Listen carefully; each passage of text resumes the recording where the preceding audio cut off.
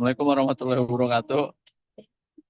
Ya, saya selaku moderator dari kelompok 7 dulu di sini akan mempresentasikan mengenai bab 1, yaitu pendahuluan peranan hukum forensik dalam penegakan hukum di Indonesia. Di mana ini adalah tugas dari mata kuliah kedokteran kehakiman. Adapun anggota kelompok Zulu sendiri, yang pertama ada Adinda Nur Aziza, lalu ada Ruthana Raka Arpitama, lalu saya sendiri Royan Muhammad Ramdan, ada Cahaya Dewi, Selawati, Resti Maya Lestari, Rizky Akbar, dan Yuriko Kartika.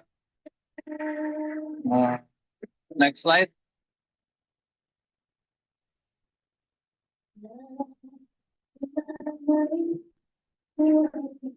Nah, untuk definisi mengenai materi ini akan disampaikan oleh Sela. Waktu dan tempat dipersilahkan. Baik, terima kasih Royan atas kesempatannya. Bagian yang pertama yaitu mengenai definisi ilmu kedokteran kehakiman. Ilmu kedokteran kehakiman dalam itu medicina forensis dan legalis. Dalam bahasa Inggris yaitu forensic medicine dan legal medicine. Sedangkan dalam bahasa Prancis yaitu medicine legal. Ilmu kedokteran kehakiman atau biasa disebut IKK adalah ilmu yang menggunakan pengetahuan ilmu kedokteran membantu peradilan baik dalam perkara pidana maupun perdata. Dalam pasal 133 ayat 1 Kitab Undang-Undang Hukum Acara Pidana menentukan bahwa dokter ahli kehakiman atau dokter dan atau ahli lainnya kepentingan penyidikan dan peradilan wajib memberikan keterangan ahli dalam melakukan pemeriksaan terhadap korban tindak pidana yang berada dalam keadaan terluka, keracunan, atau mati. Kemudian dalam pasal 216 Kitab Undang-Undang Pidana mengancam sanksi pidana penjara paling lama 4 bulan 2 minggu apabila dokter atas permintaan penyidik menolak melakukan pemeriksaan kedokteran forensik. Terima kasih, saya kembalikan pada moderator.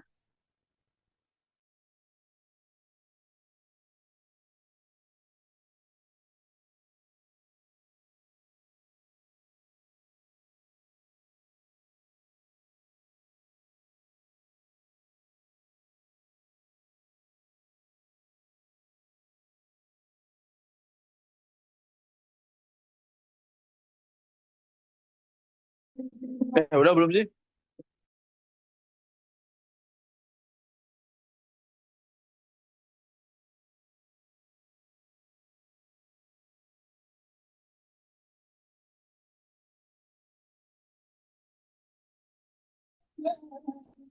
Ya, terima kasih Selawati.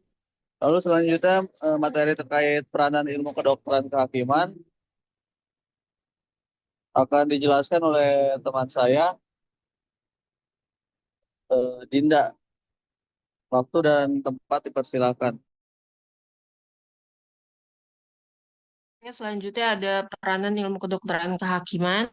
Ilmu kedokteran kehakiman berperan dalam menentukan hubungan kausalitas antara suatu perbuatan dengan akibat yang akan ditimbulkan dari perbuatan tersebut, baik yang akan ditimbulkan akibat luka pada tubuh atau yang menimbulkan gangguan kesehatan atau yang menimbulkan matinya seseorang, di mana dapat akibat-akibat tersebut patut diduga patut diduga telah terjadi tindak pidana. Nah, di sini dokter ahli forensik dapat memberikan bantuan dalam hubungannya dengan proses peradilan, yaitu yang pertama pemeriksaan di tempat kejadian perkara atau TKP.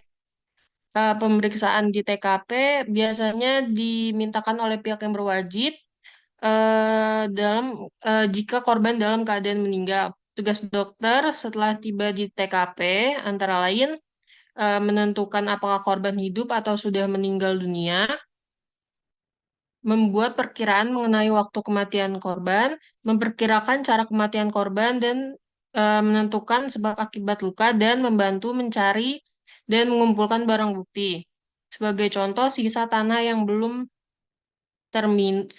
racun yang belum terminum, bercak darah atau noda sperma, dan lain sebagainya. Yang kedua ada pemeriksaan korban hidup. Pemeriksaan ini bergantung pada macam kejahatan yang telah dilakukan terhadap korban. Secara garis besar, pemeriksaan ini dapat berupa pemeriksaan korban kecelakaan lalu lintas, pemeriksaan korban keracunan, pemeriksaan korban penganiayaan, pemeriksaan korban kejahatan kesusilaan, dan pemeriksaan penentuan penentuan umur. Yang ketiga ada pemeriksaan mayat. Pemeriksaan mayat dilakukan oleh dokter ahli forensik. Dalam hal ini dimaksud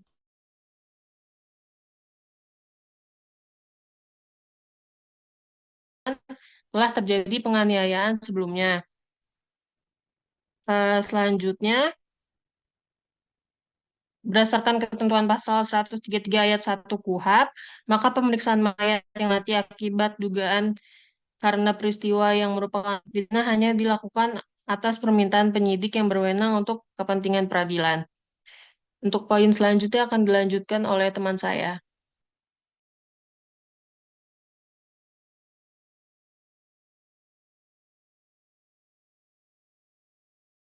Ya, terima kasih kepada Dinda.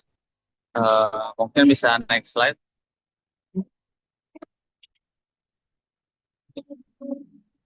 Eh, baik, untuk Itu masih yang selanjutnya di situ. Slide-nya bisa dirubah.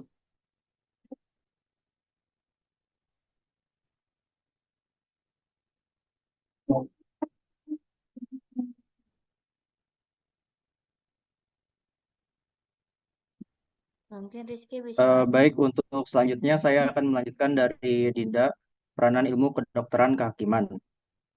Peranan yang selanjutnya, penggalian jenazah. Penggalian jenazah untuk kepentingan pemeriksaan pada sidang pengadilan dalam hal yang pertama peristiwa pembunuhan yang korbannya dikubur di tempat tersembunyi. Yang kedua, timbulnya kecurigaan tentang cara kematian korban yang telah dimakamkan di tempat yang resmi. Yang ketiga, permintaan pengadilan untuk melengkapi berkas perkara dengan visum et repertum jenazah. Yang selanjutnya, pemeriksaan barang bukti. Dalam kaitan ini, barang bukti yang dimaksud adalah barang bukti yang apabila dilihat dengan mata telanjang, sulit untuk membuktikan siapakah sesungguhnya yang mempunyai barang-barang tersebut. Dan yang terakhir, memberi keterangan. Kewajiban dokter untuk membuat keterangan ahli telah diatur dalam pasal 133 KUHP. Penggunaan keterangan ahli atau dalam hal ini visum et repertum adalah hanya untuk kepentingan peradilan. Dengan demikian, berkas keterangan ahli ini hanya boleh diserahkan kepada penyidik atau instansi yang memintanya. Tugas dari ilmu kedokteran kehakiman adalah untuk membantu aparat penegak hukum dalam mengungkap suatu perkara yang ada kaitannya dengan perusakan tubuh, kesehatan, dan nyawa seseorang. Selanjutnya saya kembalikan ke moderator.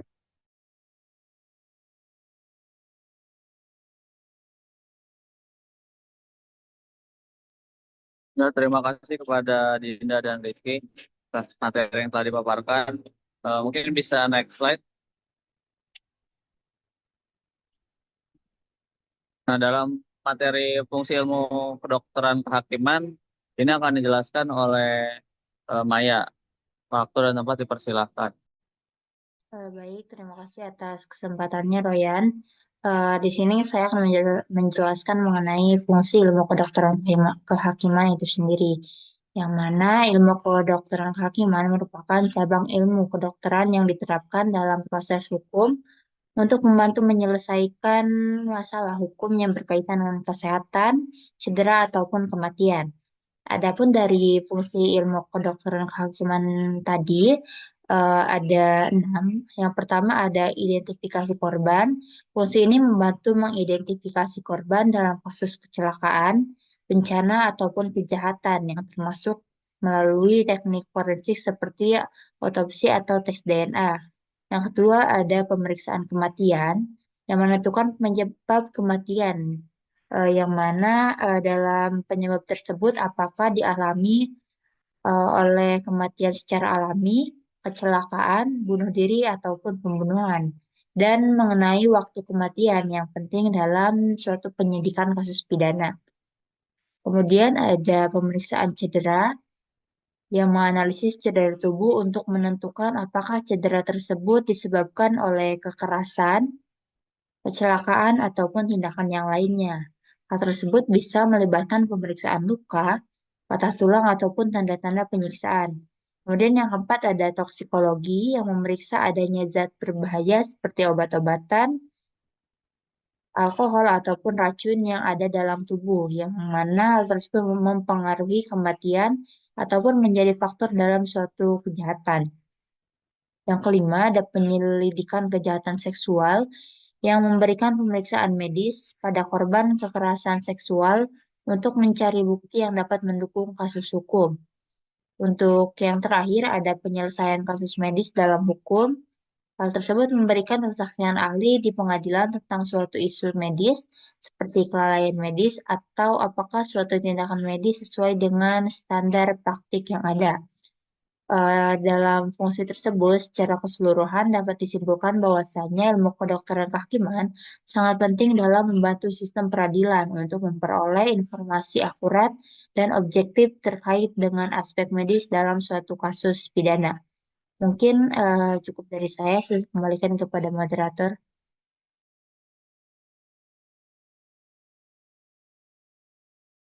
Dan terima kasih kepada Resti, Maya, yang telah menjelaskan mengenai fungsi ilmu kedokteran kehakiman. Bisa naik slide.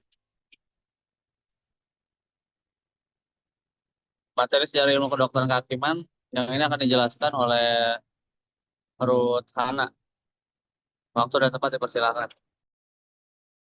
Oke, selanjutnya itu adalah sejarah ilmu kedokteran kehakiman. Ilmu kedokteran kehakiman atau ilmu kedokteran forensik merupakan ilmu yang telah hadir berapa ribu tahun sebelum Masehi. Salah satu bagian yang penting dalam praktik kedokteran forensik yang sudah sering dilakukan sebelumnya, jauh sebelum Masehi, adalah otopsi. Meskipun pada saat itu kaitannya secara langsung tidak berkepentingan secara langsung untuk kepentingan peradilan belum terlihat jelas, hal ini dikarenakan otopsi pada masa itu lebih banyak ditujukan untuk kepentingan pendidikan dan penyelidikan penyakit. Otopsi untuk kepentingan peradilan baru benar-benar dilakukan pada masa Romawi, di mana ketika Kaisar Julius dibunuh oleh para anggota-anggota Senat Kerajaan Romawi, kemudian Dr. Antistius diminta untuk melakukan pemeriksaan jenazah tersebut. Dan ia menyatakan bahwa ada 23 tusukan pada tubuh Kaisar Julius, namun hanya satu tusukan saja yang berhasil menembus jantung sehingga menyebabkan kematian. Oleh karena itu, kasus tersebut diklaim sebagai kasus hukum pertama yang diselesaikan dengan manfaat ilmu kedokteran. Maka dari itu, banyak yang menyebutkan Antistius sebagai salah satu seorang ahli kedokteran forensik pertama. Terima kasih. Dan terima kasih kepada Ruth Hana yang telah menjelaskan mengenai sejarah. Yang selanjutnya akan dijelaskan oleh Yuriko. Waktu dan tempat dipersilakan. Baik, selanjutnya pada abad ke-19 terjadi wabah cacar di Indonesia sehingga mendorong pembukaan sekolah kedokteran di Jawa pada tahun 1851 oleh pemerintahan kolonial Belanda. Sekolah ini mengajarkan kedokteran kehakiman, patologi, dan anatomi patologi. Lalu pada tahun 1998, sekolah ini berganti nama menjadi Stovia dengan kurikulum yang lebih komparatif. Lalu pada tahun 1920, Departemen Ilmu Kedokteran Forensik Indonesia berkembang pesat berkat kontribusi Dr. H.J. Farrell. Selanjutnya, selama akhir pertengahan abad ke-20, ilmu kedokteran kehakiman semakin mengalami peningkatan. Dengan adanya perbaikan di bidang teknologi dan ilmu pengetahuan yang menyediakan bahan baru dan dasar kerja untuk perkembangan jurisprudensi. Program pengajaran mediko-legal sekarang sudah terdapat pada banyak universitas, sekolah kedokteran, dan sekolah hukum, di mana program ini secara sederhana menjadi dasar-dasar teori dan forum pembahasan harus berasal dari akademik sampai ahli di bidang ini. Terima kasih, dikembalikan pada moderator.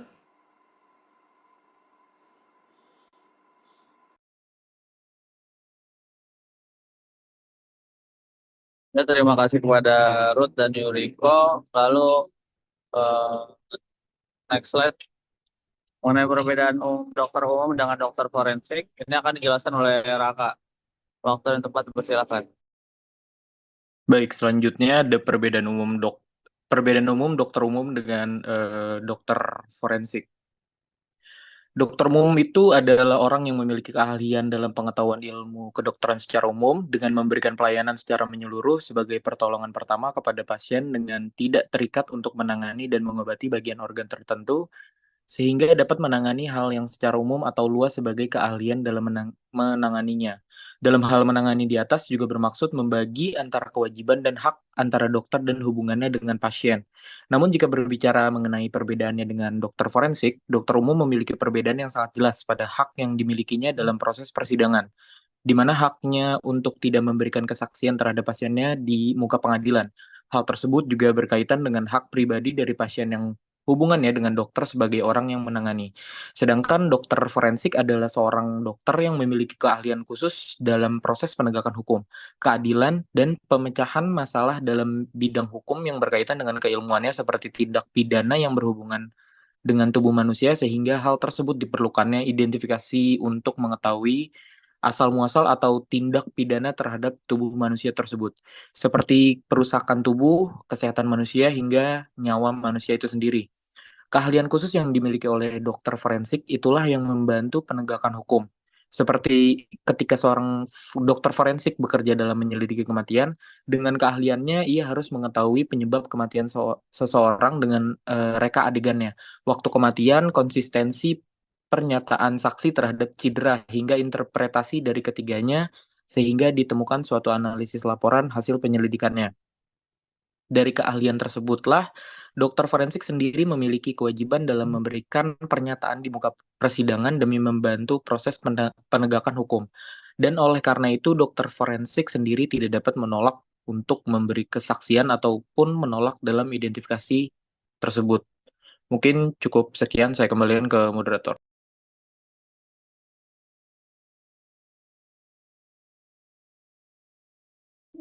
Ya, terima kasih kepada Raka yang telah menjelaskan mengenai perbedaan dokter umum dan dokter forensik.